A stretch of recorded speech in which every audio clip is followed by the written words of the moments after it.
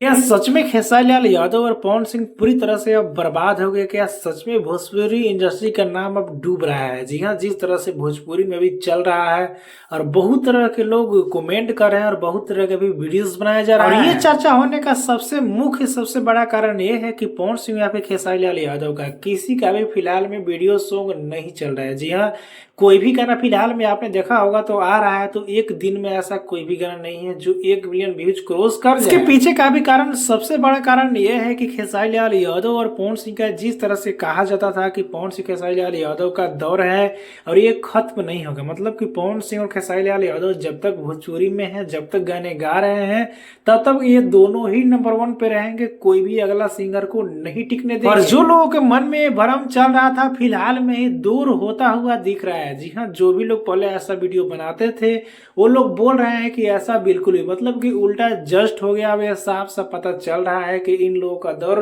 खत्म हो रहा है। तो आखिर इसमें कितनी सच्चाई है, चलिए पूरी तरह से आपको हम बतलाते हैं कि क्या खेसारी लाल यादव और पवन सिंह का पूरी तरह से मार्केट खत्म हो गया है, अब नहीं चलेंगे। तो सबसे पहले तो बतला दूं कि मुख्य कारण अभी ये सबसे बड़ा हो रहा है क्योंकि खेसारी लाल यादव और पवन सिंह का कोई भी गाना आ रहा है तो कोई भी ऐसा इवेंट नहीं रखा जा रहा है। मतलब कि जिस तरह से पहले गाने आता था उससे पहले माहौल बना देते थे। जी हाँ, पवन सिंह अपने खेसारी लाल यादव गाने को अच्छे माहौल बनाया जा रहा है। अब ऐसा बिल्कुल भी नहीं हो रहा है। रहा बात पवन सिंह का, तो पवन सिंह फिलहाल में जब से उनको राज्यसभा भेजने का बात किया जा रहा था उस बात को लेकर और पत्नी का जो घर का मैटर है उसको लेकर पवन सिंह को ज्यादा जूझ रहे थे और ऐसा सोशल मीडिया पे देखने को मिला।